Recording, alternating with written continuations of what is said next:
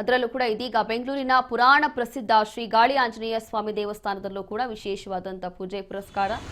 ದೇವಸ್ಥಾನದ ವಾರ್ಷಿಕ ಬ್ರಹ್ಮ ರಥೋತ್ಸವ ರಾಮನವಮಿ ಹಿನ್ನೆಲೆ ರಾಮನಿಗೆ ವಿಶೇಷ ಅಲಂಕಾರ ಕೂಡ ಮಾಡಿ ಪೂಜೆ ಕಾರ್ಯಕ್ರಮ ಕೂಡ ಮಾಡಲಾಗಿದೆ. ಇಂದಿನಿಂದ ಮಾರ್ಚ್ 29ರವರೆಗೆ 3 ದಿನಗಳ ಕಾಲ ಅದ್ಧೂರಿಯಾಗಿ ಜಾತ್ರಾ ಮಹೋತ್ಸವ ಮತ್ತು ಧಾರ್ಮಿಕ ಕಾರ್ಯಕ್ರಮಗಳು ಕೂಡ ನಡೆಯುತ್ತೆ. ಈ ಹಿನ್ನೆಲೆ ಲಕ್ಷಾಂತರ ಭಕ್ತರು ಕೂಡ ಆಗಮಿಸುತ್ತಾರೆ. ಹಾಗಾಗಿ ಯಾವುದೇ ಅಹಿತಕರ ಘಟನೆಗಳು ನಡೀಬಾರದು ಅಂತ ಹೇಳಿ ಮೈಸೂರು ರಸ್ತೆಯಲ್ಲಿ ಸಂಚಾರ ಮಾರ್ಗಸೂಚಿ ಸಂಪೂರ್ಣವಾಗಿ ಬದಲಾವಣೆ ಕೂಡ ಮಾಡಿದ್ದಾರೆ. ಬೆಂಗಳೂರಿನ ಮೈಸೂರು ರಸ್ತೆಯಲ್ಲಿರುವಂತಹ ಪ್ರಸಿದ್ಧ ಶ್ರೀಗಾಳಿ ಆಂಜನೇಯ ಸ್ವಾಮಿ ದೇವಸ್ಥಾನದ ಬ್ರಹ್ಮ ರಥೋತ್ಸವದ ಅಂಗವಾಗಿ ಇದೀಗ ಸ್ವಾಮಿಗೆ ಮಾಡಲಾಗುವಂತಹ ವಿಶೇಷ ಅಲಂಕಾರ. ಈ ಸಂದರ್ಭದಲ್ಲಿ ಅತಿ ಹೆಚ್ಚಾಗಿ ಜನ ಬರ್ತಾರೆ ಅಂತ ಹೇಳಿ ಇಲ್ಲಿ ಸಿದ್ಧತೆಗಳು ಕೂಡ ಮಾಡಿಕೊಂಡಿದ್ದಾರೆ.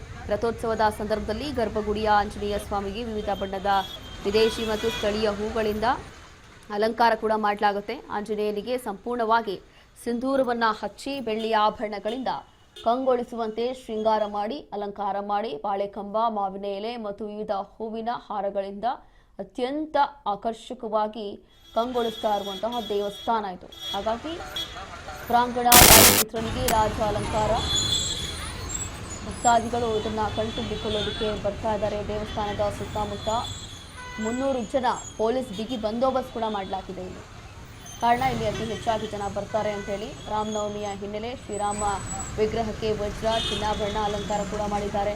ಇನ್ನು ಶ್ರೀರಾಮನವಮಿ ಅಂತಂದ್ರೆ ಇಲ್ಲಿ ಬಹಳ ವಿಶೇಷ. ಎಲ್ಲ ಕಡೆಯೂ ಕೂಡ ಮಜ್ಜಿಗೆ, ಪಾನಕ, ಕೋಸಂಬರಿ ಇದೆಲ್ಲವೂ ಕೂಡ ವಿತರಣೆ ಮಾಡಲಾಗುತ್ತೆ. ಇವತ್ತು ಕೂಡ ಇಲ್ಲಿಯೂ ಕೂಡ ಇಲ್ಲಿ ಬರ್ತಾ ಇರುವಂತಹ ಭಕ್ತರಿಗೆ ಇದನ್ನ ಪ್ರಸಾದದ ರೂಪದಲ್ಲಿ ವಿತರಣೆ ಮಾಡಲಾಗ್ತಾ ಇದೆ.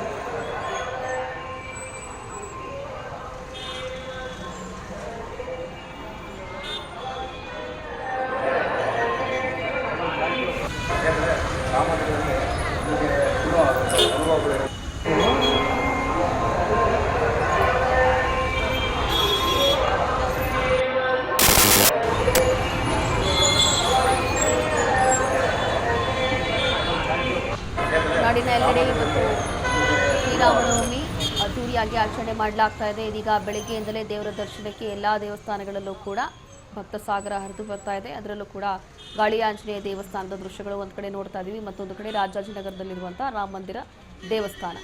ಎರಡೂ ಕಡೆಗಳಲ್ಲೂ ವಿಶೇಷವಾದಂಥ ಅಲಂಕಾರ, ವಿಶೇಷವಾದಂಥ ಪೂಜೆ ಪುರಸ್ಕಾರ ಇವತ್ತು ಮುಂಜಾನೆಯಿಂದ ಆರಂಭ ಆಗಿದೆ. ಹಾಗಾಗಿ ಇಲ್ಲಿ ಏನೆಲ್ಲ ವ್ಯವಸ್ಥೆಗಳು ಬೇಕು, ಏನೆಲ್ಲ ಸಿದ್ಧತೆಗಳು ಬೇಕು ಎಲ್ಲವೂ ಕೂಡ ಮಾಡಲಾಗಿದೆ. ವಿಶೇಷವಾಗಿ ಗಾಳಿ ಆಂಜನೇಯ ದೇವಸ್ಥಾನದ ಹತ್ರ ಪೊಲೀಸ್ ನಿಯೋಜನೆ ಕೂಡ ಮಾಡಲಾಗಿದೆ. ಕಾರಣ ಇಲ್ಲಿ ಜಾತ್ರಾ ಮಹೋತ್ಸವ ನಡೀತಾ ಇದೆ.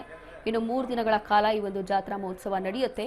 ಹಾಗಾಗಿ ಯಾವುದೇ ಅಹಿತಕರ ಘಟನೆ ನಡೀಬಾರದು ಅಂತ ಹೇಳಿ ಈ ಒಂದು ವ್ಯವಸ್ಥೆ ಮಾಡಲಾಗಿದೆ.